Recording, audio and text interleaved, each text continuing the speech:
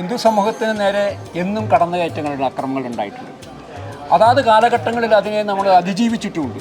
ഈ ഒരു കാലഘട്ടം തീർച്ചയായും വലിയൊരു മാറ്റത്തിന് കാരണമാകില്ലേ?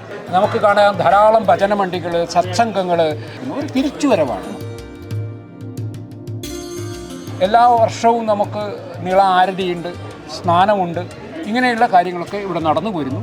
മഹാകുംഭമേള വലിയൊരു മാറ്റമാണ് സമൂഹത്തിൻ്റെ ഇടയിൽ ഉണ്ടായിട്ടുള്ളത്.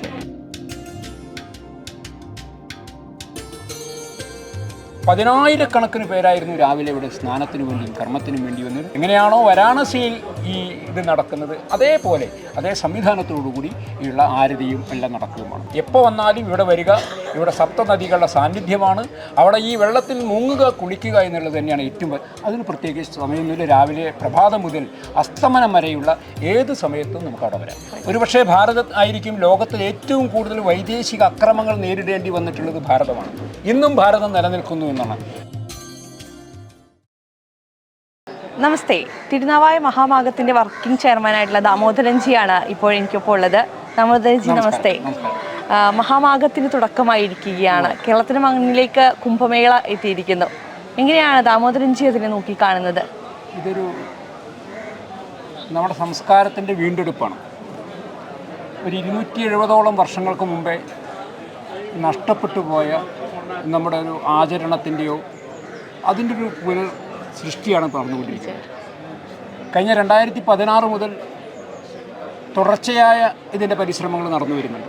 2000, 2001, 2002 കാലങ്ങളിൽ പരമേശ്വരജിയുടെ നിർദ്ദേശപ്രകാരം മലപ്പുറം ജില്ലയിൽ ഇവിടുത്തെ ഈ ന്യൂനപക്ഷ ഹിന്ദു സമൂഹത്തിന് വേണ്ടി അവർക്ക് ആത്മവിശ്വാസം വീണ്ടെടുക്കുകയും അവർക്ക് വേണ്ട പിന്തുണയൊക്കെ പ്രഖ്യാപിച്ചുകൊണ്ട് തിരുനാവായയിൽ ഹിന്ദു മേളകൾ നടക്കണം, ഹിന്ദു സമൂഹത്തിന് ഒന്നിച്ചു വരാൻ, അവരുടെ പാരമ്പര്യവും പൈതൃകവുമൊക്കെ ഉയർത്തിപ്പിടിച്ചുകൊണ്ട് ജീവിക്കാനും അവരുടെ ആ ഒരു ജീവിതം കെട്ടിപ്പടുക്കുന്നതിൻ്റെ ഭാഗമായിട്ട് പരമേശ്വരജിയുടെ നിർദ്ദേശപ്രകാരമാണ് നമ്മളിതിൽ വരുന്നത്.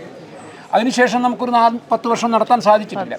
പക്ഷേ പിന്നീട് 2016 മുതൽ തുടർച്ചയായി ഈ മാഘമഹോത്സവം നമ്മളിവിടെ നടക്കുന്നുണ്ട്. എല്ലാ വർഷവും നമുക്ക് നീള ആരതിയുണ്ട്, സ്നാനമുണ്ട്, ഇങ്ങനെയുള്ള കാര്യങ്ങളൊക്കെ ഇവിടെ നടന്നു പോരുന്നു. ഈ വർഷം അത് വലിയൊരു ദേശീയ ഉത്സവമായിട്ട് ഇത് മാറിക്കഴിഞ്ഞിരിക്കുന്നു. ഉറപ്പായിട്ടും. ഇപ്പം നമുക്കറിയാം, പ്രയാഗ്രാജിൽ മഹാകുംഭമേള നടന്ന സമയത്തൊക്കെ ഒരുപാട് മലയാളികളാണ് പ്രയാഗ്രാജിലേക്ക് ഒഴുകിയെത്തിയത്. അന്ന് അവരെല്ലാവരും ആഗ്രഹിച്ച് കാണാൻ ഞങ്ങളുടെ മണ്ണിലും ഇത്തരത്തിൽ പുണ്യമായൊരു കാര്യം നടക്കണം എന്നുള്ളത്. അത് യാഥാർത്ഥ്യമാവുകയാണ്.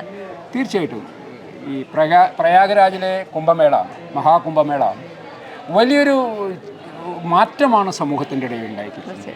കുംഭമേളയ്ക്കുണ്ടായ ഒരു സ്വീകാര്യത അത് വളരെ വലുതാണ്. ലക്ഷക്കണക്കിന് പേരാണ് കേരളത്തിൽ നിന്ന് അവിടെ യാത്ര ചെയ്തത്. കഴിഞ്ഞ വർഷങ്ങളിലൊക്കെ ഒരു പക്ഷേ 1000, 10,000 പോകുന്നതിന് പകരം ഈ വർഷം കുംഭമേളയിൽ ലക്ഷക്കണക്കിന് ആൾക്കാർ കേരളത്തിൻ്റെ മലയാളികളുടെ, ലോകമെങ്ങാടുമുള്ള മലയാളികളുടെ സാന്നിധ്യം ഉണ്ടായിരുന്നു. അങ്ങനെ പോകാൻ സാധിച്ചവർക്ക് അതൊരു ഭാഗ്യം. ബാക്കി വരുന്ന കോടിക്കണക്കിന് ഈ മലയാളികൾക്ക് തങ്ങൾക്കും ഒരു കുംഭമേളയിൽ പങ്കെടുക്കുക, ഒരു സ്നാനം നടത്തുക എന്നൊരു വലിയ ആഗ്രഹമാണ്. അതിലൂടെ പൂർത്തീകരിക്കാൻ നമുക്ക് സാധിക്കും. തീർച്ചയായിട്ടും. ഇപ്പം നമുക്കറിയാം, കേരളത്തെ സംബന്ധിച്ചിടത്തോളം ഒരു ആത്മീയ മേഖലയിലേക്കുള്ള ഒരു കടന്നുവരവിൻ്റെ ഒരു സമയമാണ് ഇപ്പോൾ. നമുക്കറിയാം, വലിയ രീതിയിൽ ആത്മീയമായി കുട്ടികളെല്ലാം ചിന്തിക്കാൻ തുടങ്ങുന്നു, അല്ലെങ്കിൽ മുതിർന്നവരാണെങ്കിലും വലിയ രീതിയിൽ ആത്മീയ പ്രചാരണങ്ങൾ കേരളത്തിൽ നടക്കുന്നുണ്ട്. ഈ ഒരു കാലഘട്ടം തീർച്ചയായും വലിയൊരു മാറ്റത്തിന് കാരണമാകില്ലേ? വലിയൊരു പ്രതീക്ഷ നൽകുന്ന കാലഘട്ടമാണ്. നമുക്ക് യുവത്വത്തെക്കുറിച്ചൊക്കെ നമ്മൾ പറയുമ്പോൾ പലപ്പോഴും പറയും, ആ യുവത്വം ഇന്ന് ശരിയായ രീതിയിലല്ല പോയിക്കൊണ്ടിരിക്കുന്നെന്നുള്ള ഒരു തെറ്റായ ധാരണ. മറിച്ച് നമുക്ക് കാണാൻ ധാരാളം ഭജനമണ്ഡികൾ, സത്സംഗങ്ങൾ, നമുക്ക് കാണാം യൂട്യൂബിലൊക്കെ കാണാൻ സാധിക്കുന്ന ഭജൻസുകളൊക്കെ കാണുമ്പോൾ നിരവധി കുട്ടികളെ, നമുക്ക് ആൺകുട്ടികളെയും പെൺകുട്ടികളെയും നമുക്ക് അതിൽ കാണാൻ സാധിക്കുന്നു. ഒരു തിരിച്ചുവരവാണ്. നമുക്കൊരു പഴമയിലേക്ക്, നമ്മുടെ പാരമ്പര്യത്തിലേക്ക്, നമ്മുടെ പൈതൃകത്തിലേക്ക് യുവാക്കളും യുവാക്കളും കുട്ടികളും എല്ലാം തന്നെ തിരിച്ചു വരുന്നതിൻ്റെ ഒരു തുടക്കം നമുക്കിതിൽ കാണാൻ, വലിയൊരു സ്വീകാര്യത നമുക്കിതിൽ കാണാൻ സാധിക്കും. എങ്ങനെയാണ് ഈ മഹാമാഘത്തിൻ്റെ ഒരു ചിട്ടാവട്ടങ്ങൾ? ഇത്ര നമുക്കറിയാം, 13 ദിവസത്തോളം നീണ്ടു നിൽക്കുന്ന കാര്യമാണ്. അപ്പോൾ എന്തൊക്കെയാണ് പ്രത്യേക തരത്തിലുള്ള സ്നാനങ്ങളുള്ളത്? ഇവിടുത്തെ ഈ 3 തരത്തിലാണ് ഈ മാഘമഹോത്സവത്തെ നമ്മൾ തിട്ടപ്പെടുത്തിയത്. ആദ്യത്തെ 3 ദിവസം പിതൃക്കൾക്ക് കർമ്മം ചെയ്യാൻ വേണ്ടി അത് കഴിഞ്ഞിവിടെ 3 തരത്തിലുള്ള കാര്യങ്ങൾ നടന്നു. ആദ്യം നമ്മൾ നടത്തിയത് വൈദിക ശ്രാദ്ധം. വൈദിക ശ്രാദ്ധം രജപുത്രന്മാർക്ക്, രാജപരമ്പരകൾക്ക് വേണ്ടി ഇവിടുത്തെ വന്നു ചേർന്നിട്ടുള്ള അവരുടെ മരണപ്പെടുകയോ അല്ലെങ്കിൽ ഇവിടുത്തെ അത്തരത്തിലുള്ള ആത്മാക്കൾക്ക് വേണ്ടിയിട്ടുള്ള വൈദിക ശ്രാദ്ധം എന്ന് നടത്തി. അതേപോലെ തന്നെ കൗള സമ്പ്രദായത്തിലുള്ള ഒരു ശ്രാദ്ധം നമ്മൾ നടത്തി. സർവ്വസാധാരണക്കാർക്ക് വേണ്ടിയിട്ടുള്ള എന്താ പറയുക ശ്മശാന സമ്പ്രദായത്തിലുള്ള ശ്രാദ്ധവും അത് ഇന്നലെ കഴിഞ്ഞു. ഇന്നലെ രാത്രി വലിയ രീതിയിലുള്ള ശക്തി സ്വരൂപിണിയായ ദേവിയെ പ്രത്യേകം ആരാധിക്കുന്ന പൂജകളൊക്കെ ഇന്നലെ നടത്തി. വലിയൊരു മാറ്റത്തിൻ്റെ തുടക്കം നമുക്കതിൽ കാണാൻ നമുക്ക് സാധിച്ചിരുന്നു. കേരളത്തിന് പുറമേ നിന്നുള്ള നിരവധി സന്യാസി പരമ്പരയിൽ നിന്നുള്ളവരുടെ സാന്നിധ്യം നമുക്കിവിടെ കാണാൻ സാധിക്കുമായിരുന്നു. ഇന്നലെ മുതൽ രാവിലെ ഇന്നലെ വാവായിരുന്നു. 10,000-കണക്കിന് പേരായിരുന്നു രാവിലെ ഇവിടെ സ്നാനത്തിന് വേണ്ടിയും കർമ്മത്തിനും വേണ്ടി വന്നത്. ഇന്ന് സ്നാനം മഹാമണ്ഡലേശ്വരൻ്റെ ഔദ്യോഗികമായുള്ള സ്നാനം നമ്മൾ ആരംഭിച്ചു. അതിനൊക്കെ തന്നെ വലിയൊരു സ്വീകാര്യതയുണ്ട്. എല്ലാ ദിവസവും വൈകുന്നേരം 6 മണി മുതൽ 7:30 വരെ നിള ആരതി ഉണ്ടായിരിക്കും. ഇനി വരാൻ പോകുന്ന 2 ദിവസം നമുക്ക് ഈ നവാമുകുന്ദ ക്ഷേത്രത്തിനോട് ചേർന്നിട്ടുള്ള കടവിലും 23-ാം തീയതിക്ക് ശേഷം ഇപ്പോൾ പുതുതായി തയ്യാറാക്കിക്കൊണ്ടിരിക്കുന്ന ആ മതിയ മണൽപ്പരപ്പിൽ നമുക്ക് നിള ആരതി നടക്കും. അത് വാരാണസിയിൽ നിന്നുള്ള സന്യാസി ശ്രേഷ്ഠന്മാരുടെ എങ്ങനെയാണോ വാരാണസിയിൽ ഈ ഇത് നടക്കുന്നത് അതേപോലെ അതേ സംവിധാനത്തോടുകൂടി ഉള്ള ആരതിയും എല്ലാം നടക്കുകയുമാണ്. സ്നാനമെന്ന് പറഞ്ഞാൽ എപ്പോൾ വന്നും സ്നാനം ചെയ്യാം. അതിന് പ്രത്യേകിച്ച് മുഹൂർത്തമൊന്നുമില്ല. എപ്പോൾ വന്നാലും ഇവിടെ വരിക. ഇവിടെ സപ്തനദികളുടെ സാന്നിധ്യമാണ്. അവിടെ ഈ വെള്ളത്തിൽ മുങ്ങുക കുളിക്കുക എന്നുള്ളത് തന്നെയാണ് ഏറ്റവും. അതിന് പ്രത്യേകിച്ച് സമയമൊന്നുമില്ല. രാവിലെ പ്രഭാതം മുതൽ അസ്തമനം വരെയുള്ള ഏത് സമയത്തും നമുക്ക് അവിടെ വരാം. ഒപ്പം തന്നെ ഇപ്പം നമുക്കറിയാം, ഇപ്പോൾ അങ്ങ് നേരത്തെ പറഞ്ഞു ഗംഗാ ആരതി എന്ന് പറയുന്നത് നമ്മളെല്ലാവരും കാണാൻ ആഗ്രഹിക്കുന്ന വലിയൊരു ആത്മീയ അനുഭവമാണ്. അപ്പം നിളയുടെ തീരത്തേക്ക് അത് എത്തുമ്പോൾ എനിക്ക് തോന്നുന്നു വലിയ രീതിയിലുള്ള ആളുകളായിരിക്കാം അതിനു വേണ്ടി ഒഴുകിയെത്തി. ഇപ്പോൾ തന്നെ നമുക്കറിയാം ഒരുപാട് ജനങ്ങൾ വിവിധ ജില്ലകളിൽ നിന്ന് ഒഴുകിയെത്തിയിട്ടുണ്ട് തിരുനാവായിലേക്ക്. അപ്പോൾ അതിന് വേണ്ടിയിട്ടുള്ള ക്രമീകരണങ്ങൾ എന്തൊക്കെയാണ് നമ്മൾ ഒരുക്കിയിട്ടുള്ളത്? നമുക്ക് ക്രമീകരണങ്ങൾ പൂർണ്ണമാക്കാൻ ഇതിനകം നമുക്ക് സാധിച്ചിട്ടില്ല. അതിനുള്ള കാരണം ജില്ലാ ഭരണകൂടത്തിൻ്റെയും ഭരണ സംവിധാനത്തിൻ്റെയൊക്കെ ചില നിയന്ത്രണങ്ങളോ അതിൻ്റെ ചില അനുമതി ആവശ്യമായ രീതിയിൽ വേണ്ട സമയത്ത് കിട്ടാത്തത് കൊണ്ടോ നിർമ്മാണങ്ങൾ നമുക്ക് പൂർത്തീകരിക്കാൻ നമുക്ക് സാധിച്ചിട്ടില്ല. കഴിഞ്ഞ 16-ാം തീയതി മുതൽ വിശാലമായ മണൽപ്പുരത്തിൽ എത്ര ലക്ഷം ആൾക്കാർ വന്നാലും അവരെ സ്വീകരിക്കാൻ പറ്റുന്ന സംവിധാനങ്ങൾ ഒരുക്കാനായിരുന്നു നമ്മൾ ശ്രമിച്ചത്. 3 പാലമായിരുന്നു നമ്മുടെ പദ്ധതിയിലുണ്ടായിരുന്നത്. പക്ഷേ ഒരു പാലം പോലും നമുക്ക് പൂർത്തീകരിക്കാൻ നമുക്ക് സാധിച്ചിട്ടില്ല. മാത്രമല്ല ഇവിടെ വരുന്ന ഈ ക്ഷേത്രം വളരെ കൺജസ്റ്റഡായി, വളരെ പരിമിതമായ സ്ഥലമേ ഉള്ളൂ. ആ സ്ഥലത്ത് നമുക്ക് ഈ മണൽപ്പരപ്പിലേക്ക് ഇവരെ മുഴുവൻ കൊണ്ടുപോയി എല്ലാം അവിടെ ഒരുക്കണമെന്നായിരുന്നു നമ്മുടെ പ്രതീക്ഷ. അത് നമുക്ക് സാധിച്ചിട്ടില്ല. പരിമിതമായ സൗകര്യങ്ങളാണെങ്കിലും എല്ലാ ചടങ്ങുകളും ഭംഗിയായും വൃത്തിയായും നമുക്ക് നടത്തും. 23-ാം തീയതിയോടുകൂടി മണൽപ്പരപ്പ് സജ്ജമാക്കിക്കൊണ്ട് അവിടെ ഇതിനുള്ള സംവിധാനങ്ങൾ നോക്കും. ഇതിൻ്റെ സ്വീകാര്യത എന്ന് പറയുമ്പോൾ എനിക്ക് തോന്നുന്നു ഇവിടെ വരുന്ന 10,000-കണക്കിന് ആൾക്കാർ ചോദിക്കാനുള്ള ചോദ്യം എപ്പോഴാണ് ആരതി, എപ്പോഴാണ്. രണ്ടാമത്തെ ചോദ്യം ഞങ്ങൾ എപ്പോഴാണ് സ്നാനം ചെയ്യുന്നത്. എല്ലാ ദിവസവും വൈകുന്നേരം 6 മണി മുതൽ 7:30 വരെയുള്ള സമയങ്ങളിൽ ആരതി ഉണ്ടാവും. പ്രഭാതം മുതൽ അസ്തമനം വരെ സ്നാനവുമാകും. ഇതെല്ലാവരെയും വലിയ ആകാംക്ഷയാണ്. മറ്റൊരു പ്രത്യേകത ഇതിനെ സംബന്ധിച്ചിടത്തോളം നമുക്ക് കാണാൻ സാധിക്കുന്നത് ഇനി ഇവിടുന്ന് അങ്ങോട്ടുള്ള ഓരോ ദിവസവും ഓരോ വിധാനത്തിലുള്ള പൂജകളാണ്. ഈ ഹിന്ദു സമൂഹത്തിലെ വിവിധ സമ്പ്രദായങ്ങളിൽപ്പെട്ട ഓരോരുത്തർക്കും അവരവരുടെ ദേവതകളെ അവരവരുടെ സമ്പ്രദായം അനുസരിച്ച് ആചരിക്കാൻ പൂജിക്കാനുള്ള ഇതാണ്. അപ്പോൾ എല്ലാ ദിവസവും ഇനിയുള്ള ദിവസങ്ങളിൽ ഒരാളുടെ പൂജയല്ല, എല്ലാ വിഭാഗവും അവിടെ പൂജ ചെയ്യുന്നുണ്ട്.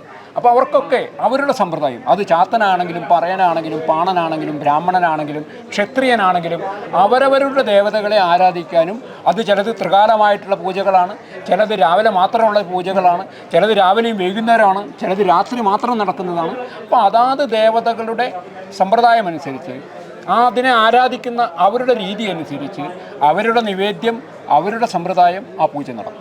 എല്ലാവർക്കുള്ള അവസരമാണ് ഹിന്ദു സമൂഹത്തിൽ. ഇപ്പം നമുക്കറിയാം വൈവിധ്യങ്ങളെ ഉൾക്കൊള്ളുന്ന രാജ്യമാണ് ഭാരതം എന്ന് പറയുന്നത്.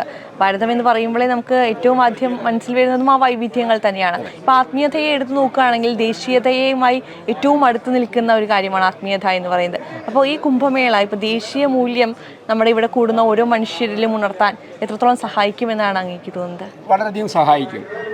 ഞാൻ പറഞ്ഞില്ല, ഇവിടെ എല്ലാവരും വരുന്നത് ഇത് ഭാരതത്തിൻ്റെ പുണ്യഭൂമി എന്നുള്ള നിലയ്ക്കാണ്. മാത്രമല്ല ഇവിടെ യാതൊരു വിഭാഗീയതയില്ല. അപ്പോൾ തീർച്ചയായിട്ടും ഈ ഒരു ഭാരതത്തിൻ്റെ ദേശീയതയെ കെട്ടിപ്പടുക്കുന്നതിൽ അതിനെ പുനഃസൃഷ്ടിക്കുന്നതിൽ വലിയൊരു പങ്ക് വഹിക്കും ഈ തിരുനാവായയിലെ മാഘമഹോത്സവം എന്നുള്ള കാര്യത്തിൽ സംശയമില്ല. ഇനി വരുന്ന ഓരോ വർഷവും അതിൻ്റെ സ്വീകാര്യത കൂടിക്കൂടി വരും എന്നാണ് നമ്മുടെ പ്രതീക്ഷ. കഴിഞ്ഞ 2 വർഷങ്ങളിലൊക്കെ ആയിട്ട് 5000, 10000, 6000 പേര് പങ്കെടുത്തിരുന്നവരും ഓരോ ദിവസവും നമുക്ക് 10000കണക്കിന് ആൾക്കാരാണ് ഇപ്പോഴേ വന്നു ചേർന്നുകൊണ്ടിരിക്കുന്നത്. തീർച്ചയായിട്ടും വലിയൊരു സ്വീകാര്യത ഉണ്ടായി. ഇപ്പം നമുക്കറിയാം, മഹാമേരുവുമായി പുറപ്പെട്ട യാത്ര രഥോത്സവം തമിഴ്നാട്ടിൽ വെച്ച് തടയുകയുണ്ടായി. നമുക്കറിയാം, സനാതന ധർമ്മത്തെ കോളറ പോലെയാണ് എന്നൊക്കെ വിശേഷിപ്പിച്ച് വിദ്വാൻമാർ പഠിക്കുന്ന സ്ഥലമാണ്. അപ്പോൾ അതുകൊണ്ട് തടഞ്ഞതിൽ നമുക്ക് അത്ഭുതപ്പെടാനൊന്നുമില്ല. പക്ഷേ ഇത്തരത്തിൽ ഹിന്ദുക്കൾ ഒന്നിക്കുന്നതിനെ അല്ലെങ്കിൽ ഹൈന്ദവ ധർമ്മങ്ങളെ എല്ലാം പേടിക്കുന്ന ഒരു സർക്കാരാണ് എന്നുള്ളത് കൂടി നമ്മൾ കാണും. തിരുപ്പറക്കുണ്ടറുമായി ബന്ധപ്പെട്ട് നടന്ന പ്രശ്നങ്ങൾ നമ്മൾ കണ്ടു, വേലിയാത്രയുമായി ബന്ധപ്പെട്ടുള്ള പ്രശ്നങ്ങൾ നമ്മൾ കണ്ടു.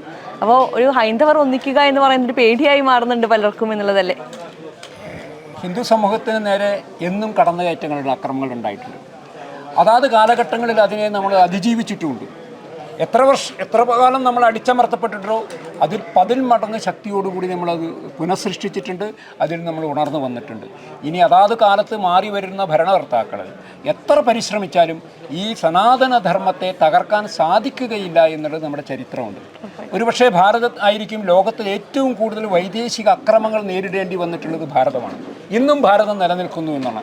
ഈ ഭാരതത്തിനോടൊപ്പം അല്ലെങ്കിൽ ഹിന്ദുത്വത്തിനോടൊപ്പം നിലനിന്ന പല സംസ്കാരങ്ങളും ഇന്ന് മൺമറഞ്ഞു പോയി. പക്ഷേ ഭാരതം ഇന്നും ലോകം സ്വീകരിക്കുന്ന രീതിയിൽ ഇന്നും ഉജ്ജ്വലമായി നിലനിൽക്കുന്നു എന്നുള്ളതാണ് സത്യം.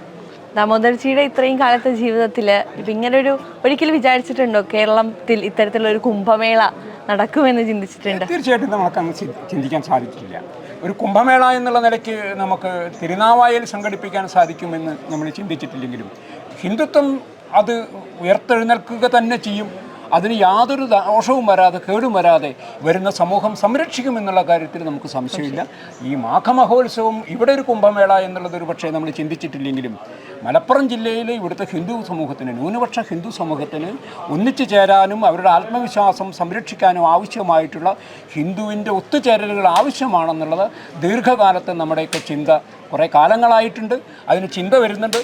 ആ ചിന്തയുടെ ചില പ്രകടീകരണങ്ങളാണ്, അതിൻ്റെ ചില നിർവഹണങ്ങളാണ് ഇപ്പോൾ നടന്നുകൊണ്ടിരിക്കുന്നത്. ആ സമയത്ത് ഈ ചിന്തകൾ യാഥാർത്ഥ്യമാകുമ്പോൾ, സ്വപ്നങ്ങൾ സാക്ഷാത്കരിക്കപ്പെടുമ്പോൾ എന്താണ് തോന്നുന്നത്? അത് വലിയ സന്തോഷമുണ്ട്. സ്വപ്നങ്ങൾ സാക്ഷാത്കരിക്കുമ്പോൾ സ്വാഭാവികമായിട്ടും നമുക്ക് സന്തോഷമുണ്ട്. പക്ഷേ നമുക്ക് വെല്ലുവിളി ഏറ്റെടുക്കുക എന്നുള്ളത് നമുക്കൊരു ഭയമായിട്ടോ അതിനോട് നമുക്കൊരു ഇതൊന്നും തോന്നിയിട്ടില്ല. ഏത് തരം വെല്ലുവിളികൾ നമ്മൾ നേരിടുന്ന സമയത്തും നമുക്കതിന് ഭയമൊന്നും ഉണ്ടായിട്ടില്ല. വളരെ ഉത്സാഹത്തോടു കൂടി ആ വെല്ലുവിളി സമൂഹത്തെ കൂടെ നിർത്തിക്കൊണ്ട് നമ്മൾ ചെയ്തിട്ടുണ്ട്. ഓരോരോ പടികൾ മുന്നോട്ട് കയറി വരുമ്പോൾ അത് നമ്മുടെ വിജയത്തിലേക്കുള്ള ഒരു കാൽവെപ്പായിട്ട് അതിൻ്റെ സന്തോഷം സ്വാഭാവികമായിട്ടും എനിക്കും എന്ന് മാത്രമല്ല സമൂഹത്തിന് മൊത്തം ഉണ്ടാവും എന്നുള്ള കാര്യത്തിൽ വിശ്വാസമില്ല. എന്തായാലും ഒരുപാട് നന്ദി ഇത്രയും സമയം നമുക്കൊപ്പം ചെലവഴിച്ചതിൽ. Thank you.